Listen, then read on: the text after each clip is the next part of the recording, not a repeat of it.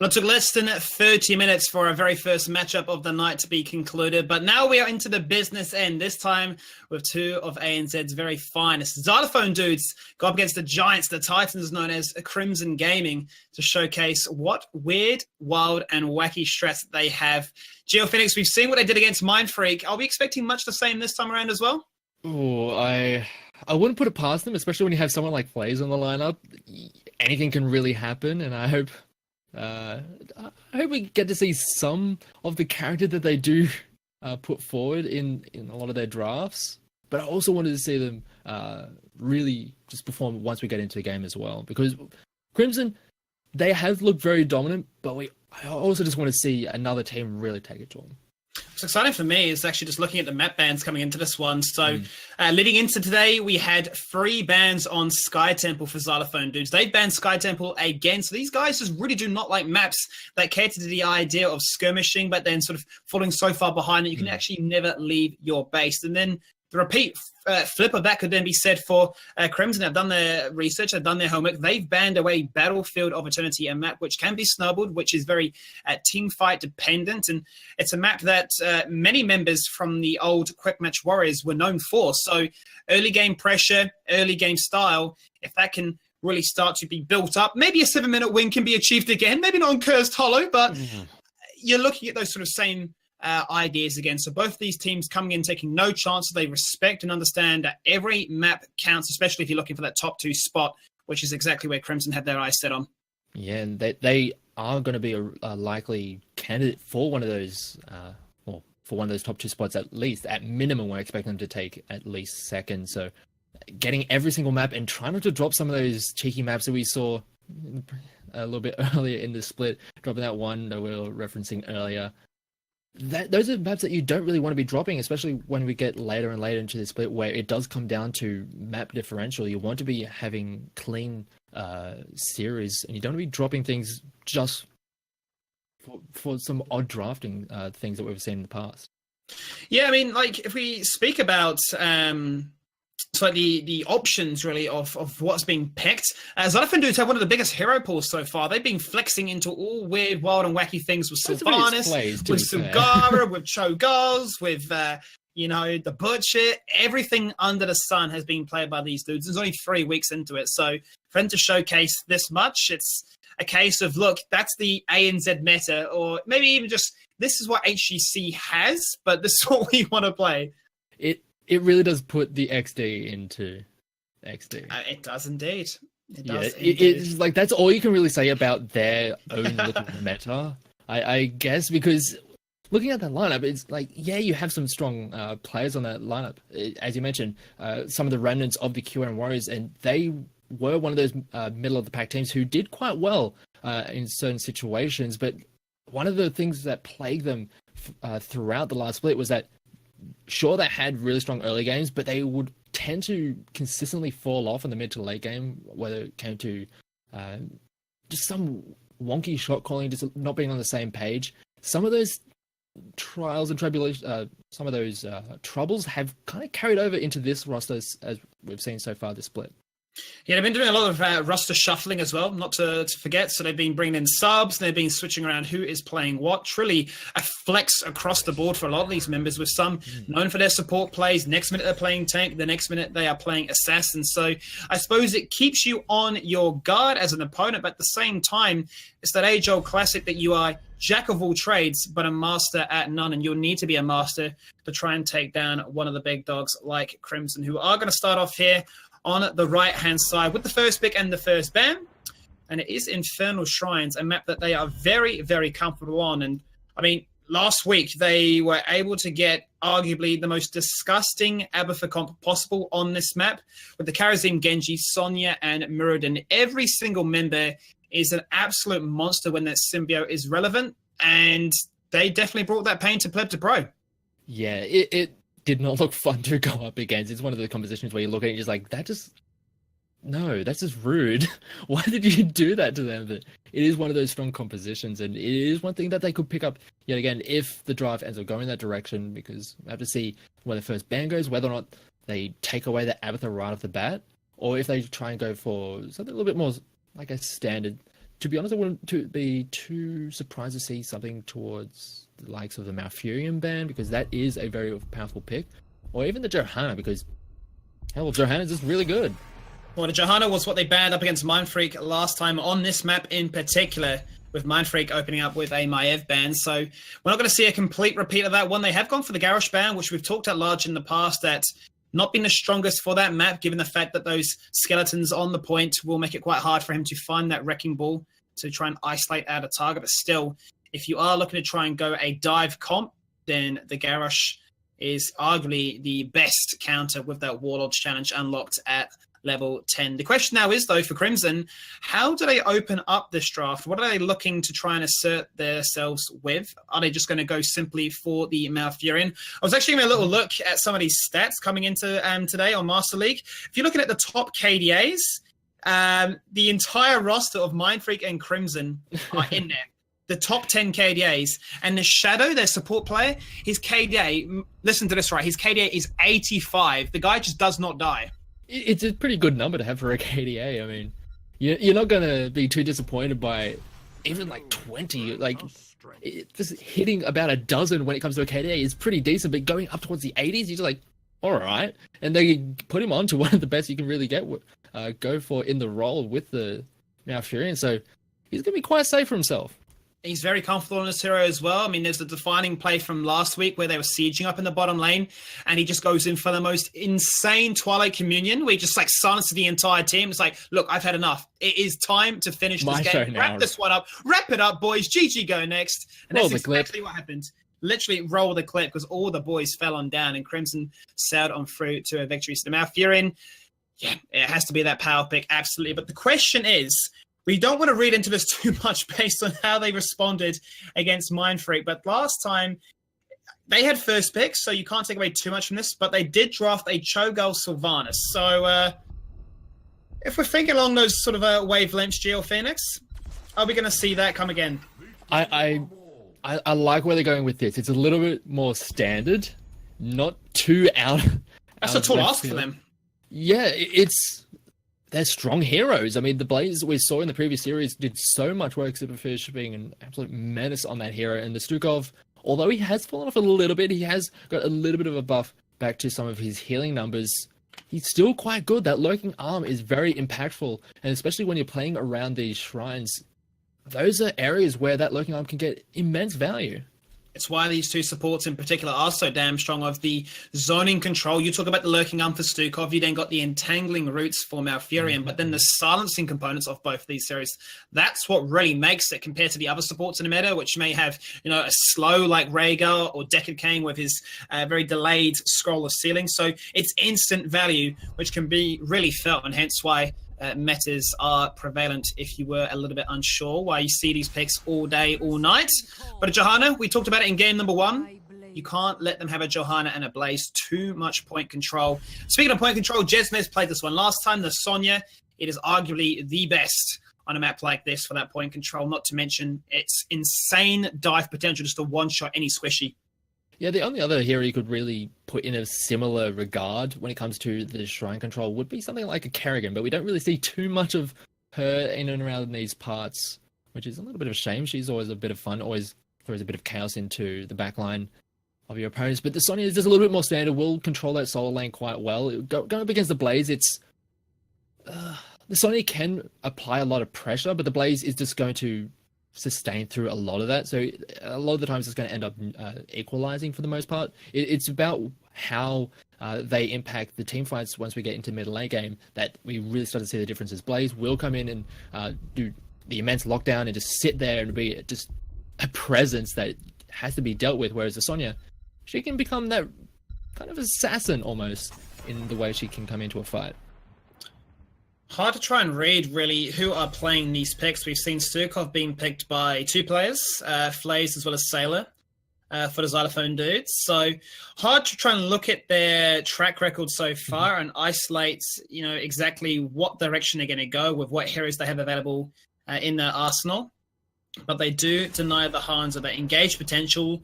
We've seen it before. Such a strong follow-up to the Blessed Shield. And obviously the wave clear, especially on that point, to assist Sonya. So a strong ban there. Response is, however, the Mirrodin, so denying some strong initiation. The Stormbot makes it very, very easy to then follow up with the Blaze, as well as that Stukov. So a strong ban overall from both of these teams. Yeah, and that's actually quite a lot of the main warrior or main tanks taken out of the pool. There's probably someone like a Diablo or even like a variant if they're expecting some kind of Tracer play to go along with the rest of this lineup for Crimson. But you're starting to stray towards the lower tiers when it comes to the main tanks. And I'm starting to wonder where they will end up going with this. Because personally, I would actually like for them, if we are thinking, because that's a very good point. We've seen them play the Tracer a lot. They flexed it with the Tassadar and they flexed it with the Abathur. I would love to see them leave Diablo to that last pick, just because it can counter the Tracer so damn hard. The big ooh, the big sigh, the big relief, if anything, really from you, is that's Yrel. But once again, this is pre-buff Yrel. So people have started to understand her strength and her numbers and what she can bring to the table. And yes, she's definitely starting to rise in that win rate, but she's going to get that much stronger once we get onto that new live patch. We are playing still on the tournament realm, so things are slightly far behind. But that does mean that we are going to get a glimpse. If this is a dominating performance, then we go, did she really need that buff or not? Well, the thing is, like, I'm going to defer to you for a lot of the analysis when it comes to Yrel, because I know that you've had a lot more time with the hero than I have. But from what I've seen and what I've experienced, she's kind of fills in the similar design space as what Tyrael does, where you are going to be that warrior that's going to stay on the front line, but can also have some of those supportive tendencies and help out the rest of the team. But the Phoenix and the Chromie. So that's a reasonable amount of damage coming out of that lineup for Crimson, and wondering where they're going to try and finish off this lineup on the side of XD. So what's interesting really here for Crimson so far is they started off with a very neutral draft, and it did have some tendencies to control that objective in the middle with the Sonya, but they've now just completely pushed the idea that that's exactly what they're looking to do. The Chromie, I would honestly argue we're going to see a slowing sands, because quite honestly, the temporal loop can just be interrupted by a bunker being placed down. You hop in, you're cleansed. So you've got this fantastic point control. You've got a entangling route on one side. You've then got a slowing sands on the other. And Phoenix, what does he love? He does more damage when people are slowed. So I feel like this is one big unit which has great wave clear, but has the ability just to say, this objective, it's ours. You literally cannot walk in. So they've drafted well, but the response here is that tank. And, I mean, you're leaving it all into the hands of the Gul'dan with 2 bruises on the off lane, but where do you go? Oh, it's actually going to be the variant. They want to start punching. Oh, they want to just, I guess, lock down. That's an incredibly beefy lineup. Unless Tommy... Well, it is going to be Tommy on the variant, so we could very well see something like a Colossus Smash or, God forbid, the Twin Blades, which, looking at that team and at what they've brought to the table before, I would not be too surprised if that's the direction they go. I think they need to, because honestly, if they go Taunt, I would argue that's a mistake. And they just like, won't what have damage do they enough have damage. to follow up? Yeah, They just won't have enough damage. And the variant with the Colossal Smash will function in a very similar way to Yrel, where she jumps in, he can jump in the same fashion. They're looking to try and blow somebody up. And much the same as Malfurion, Chromie doesn't get that ice block for such a long time, right? So looking to try and pick off those squishies before they reach those mid to late game stages. That seems to be the game plan I'm seeing here so far, is finding picks with the Gul'dan to complement some wave clear with Blaze as well. But it's going to be a tough one, Gio. Yeah, I'm very interested to see how they try and play this out. I mean, if they do go for the taunt, that is an incredibly beefy lineup. But as you mentioned, where's the damage coming from? You have Bouncy on the Gul'dan, who's going to do a lot of the heavy lifting. But beyond that, you need to really have those fights go for quite a while, and you have to grind down your opponents to get what you want out of those team fights. But by that point, Phoenix, he's okay in those long team fights. He will keep on pumping out the damage. And when you have a Johanna and a Sonya on that front line, it's really hard to push past them when there's a Malfurion with just outputting so much heals. I mean, the Johanna and the Chromie, that is the dream for peeling potential. The same could be said for Phoenix as well. But let's kick it off. It's game number 1 here on Infernal Shrines, brought to you by McDonald's Australia. Starting on the left-hand side with XD, known as the Xylophone Dudes, ever their characters. It's Bouncy Night now, a permanent fixture for the roster. He's playing a Gul'dan, Tommy on the variant, Flays rocking the pre-buff Yrel, Sailor on Stukov, and Sorelli to round things out as Blaze. And on the red side, it is Crimson. We have Jesmez on the Sonya. We have Azure on the Phoenix. Hacky bring out his tried and true Chromie. KVA on the Johanna, and Shadow is on his Malfurion. And that's one thing we didn't really mention, is that, yeah, this is Hacky on his Chromie. I think at this stage now, people just need to know that it's to be expected. If you've been around in the ANZ scene long enough, we've sung his praises for a whole season. It was a big reason why Darkseid did so well back in the day and ultimately pushed Mind Freak, or back then Nomiya, to the edge and taking that spot to go to BlizzCon. But I'll never let him down. Never let him live that moment down at BlizzCon when he picked the wrong ultimate. So hopefully he's learned his ways. I'm not going to see any Kel'Thuzad repeats. But one thing I do want to highlight already from the level 1 talent selections is the advanced targeting on the Phoenix. So I'm not going to go for the orb walking. Not going to go for the photon cannon splash. Going to go for the increase in the extra charge off that plasma that spins around. And I think that really is going to play into the idea, once again, that does extra damage, especially at level 7, 40% to be precise, when somebody is slowed on down. So if Hacky is going for that sort of slowing sand style, like, they have basically double mages now. Yeah, they've got a lot of slows, and as you mentioned, they do a lot of work in making the most out of those slows, so it's going to be incredibly tough to see how XD do keep on going in these fights. But in the top side, nice a gank. gang coming out, very nicely done there from the side of XD, picking up that first kill, and that's going to be nice, give him a little bit of extra space to work with early on in this game. Fantastic little ganking opportunity for them to try and get the ball rolling. And, you know, an argument could have been made that, you know, Xylophone dudes should have drafted some global pressure to try and match the objective control that Crimson are displaying so far. But if your rotations are clean and your ganking paths are there to be taken, then, I mean, you can find a first blood just like that and now try and exert some pressure on the map by going for a camp. And we're almost at level 4, and that's when we get to see where Tommy is going with this variant, because I feel as though that is going to really impact how things are going to go towards the upcoming objectives. He's holding on to it for now, but... Level 4, Sins Exposed. That's my favorite talent really now. You know, it used to be Condemn. And all the amplification buffs for that one, the movement speed or the reduced cooldown. But Sins Exposed, making a gleaming star appear on everybody's face, that just makes you do extra damage. Why not? Burst potential, but more importantly, it gives you that much cleaner rotations because you can clear those waves that much faster. You mentioned it, and it had to be. It is the Colossus Smash. So happy to see it, and I'm looking forward to seeing how they can try and coordinate the variant as well as the Urel dive. And speaking of, she's actually gone for Hand of Freedom, so looking to try and, you know, deny some of these roots. I think that's a really good flex pick.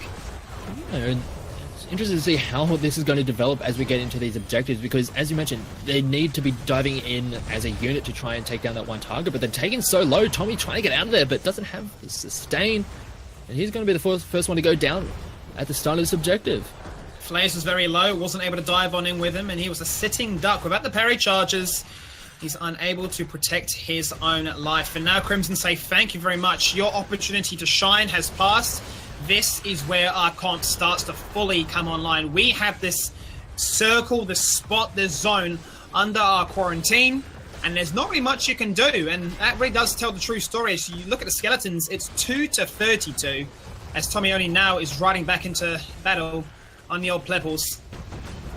Yeah, they're trying to make their way into this point, but just jumping straight onto a time trap, and the rest of the team, they're trying to just force away the members, but it's not enough, and the Punisher is going to go easily over to Crimson. And throughout all of that, XD, that didn't really get much done around the rest of the map, and they are starting to take so much damage as Tommy is forced away. They forced a fight, which is quite honestly the worst case scenario. Yeah. As you want to be splitting up these members for those lanes. You can already see that Crimson have sent 2 to the top, 1 to the bottom. They're going for that 3-lane split. Reason why? Look, that Punisher is pretty much dead already. It's going to find a wall, maybe not even a tower, and it didn't. You're looking to try and get that XP. If anything, the Punisher is a distraction for you just to soak lanes, and that's exactly what they've done. They've played the strategy and have found themselves a half-level lead for the prize. Yeah, we see Tommy come up. He wants to utilize his Colossus Smash, but is not able to. Sailor. Oh. He had to not expect that one is run on in, but I tell you what, he is so lucky to get away with his life shadow in an uncharacteristic manner. Does not connect with the CC to follow up. as Hacky does not land the combo. So Saturday had a bit of a heart palpitation moment, but he's okay. Does manage to get out of there, but yeah, we're still a little bit worried about this lineup from XD about how they're going to make their way onto these objectives, because as we just saw from that first one, once Crimson gets set up, it's incredibly hard to push into him, and it's going to get even worse as we get later and later into this game. We've got the slowing sands picked up on this Chrome. He's going to do so much work in zoning out the rest of XD, and I finding it hard to... I don't know how they're going to make their way into these fights. They want to just blow up one target using the Colossus match and the dive from a Blaze and the Urel, but I'm not seeing how that's going to work out in this composition. Complete map control so far as it starts to light up red here. So they're going to collapse on towards Flays, but it does have the Avenging Wrath to jump on through.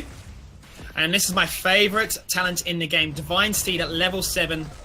Instant mount, instant 80% movement speed allows you to disposition and reposition so quickly. Not only that, but if you're in a bit of a racy situation, jump across the wall, mount away, almost like Hanzo in his own right. So should see some very creative flare style of play come across. There is the Temporal Sands. I'm making up words now, Geophoenix. The slowing sands, it had to be.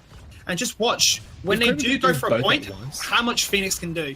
If Chromie could do both at once, that would be just disgusting. I mean, she's broken enough as it is. Yeah, it'd be more disgusting than what it already is, and we're starting to see just how hard it is for XD to just set up anywhere, because they've got sand flying in from all directions, they've got laser beams and photon blasters coming in at all directions, and they are going to lock down the Johanna. That's going to be, the Urel, sorry, on the other side, and using quite a bit to do that, but they'll be happy with that kill.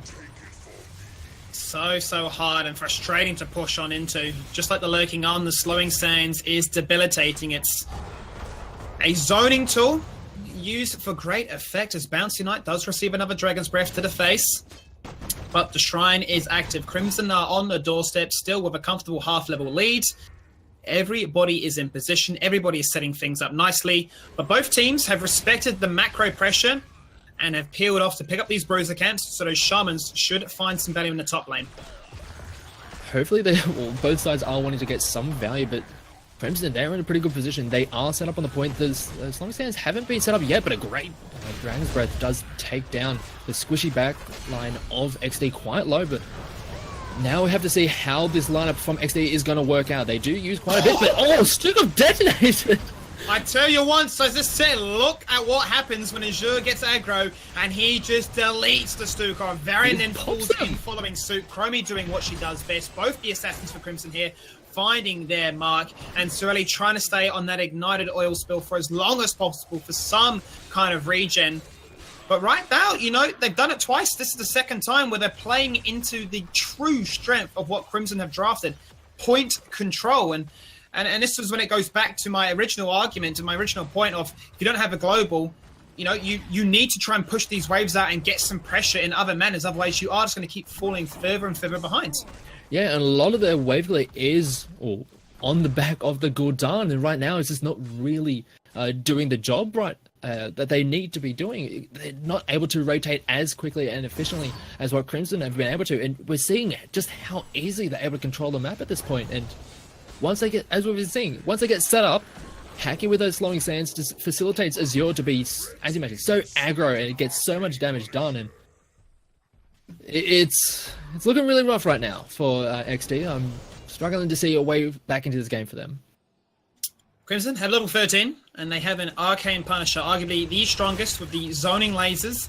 If they didn't have enough zone to face already, then add that one to the mix as the 6th member rocking the red and black. So this wall is going to fall down very, very quickly. We are only 9 minutes and 20 seconds into this game.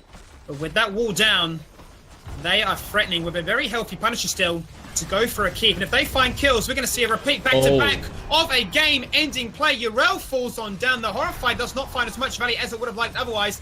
And the Salvo spitting lasers from afar as the bunker drops on down. Sort of doing whatever he can, but he met the Punisher, and he puts him in the dirt. A triple kill, all said and done. And Geophoenix, I think we might see once again a very quick end. Oh yeah, we're just hitting the 10-minute mark, but with the 3 tanks down on this, say tanks. Varian is going more for the aggro build, but with that front line down on the side of XD, Sailor and Bouncy, they can't really do too much about this, and with how much damage is on this Crimson lineup, they're able to just blast down that core, and that is an incredibly quick game. It's a night of quick games. If you wanted to see some action in the ANZ, then you can't blink or you can't go to grab some food because the game's probably done before you've had a chance to sit back down. 10 minutes on the clock, and Crimson come out showing us an 8-1 kill streak victory. Very, very strong performance by them. They had a map, a strategy, and a style of play, and Xylophone dudes played into that idea. So once again, same situation as the very first series of the night. You want to see a adaptation or some sort of drafting, I don't want to say understanding, but some sort of style, some characteristic that if they've gone this direction, then we can respond in another way. So it's going to be exciting to see because we know that Xylophone dudes have such a expansive hero pool. They tried to play a little bit standard this time, Phoenix, but you know, what are you expecting? What are you looking forward to in game number 2? A little bit more damage, to be honest, because there just wasn't nearly enough. You're relying on the Gul'dan to do the heavy lifting, and when you've got the Yrel, who on this current patch that we're playing on the tournament realm doesn't have those buffs yet. You've got the Varian with the Colossus Smash, who, all right, can do it a little bit, but it's not really the reliable. And the Blaze, you're not really expecting big upfront burst damage from, so I'm not sure how they were expecting that composition to work out. But I just want to see a little bit of a more cohesive composition put together for the next match. I think the final end of the coffin for me there is Yrel did 3,000 damage, only 400 more than Stukov. So that's why she had to get a buff. She needs more damage than that. You know, Yrel is a little bit stronger now. I'm actually really looking forward to what she can do post-buff. She's definitely pretty strong in her own right. But we're going to jump to a quick 3-minute break as lobby number 2 gets set up. So don't go anywhere as Crimson lead this one 1-0.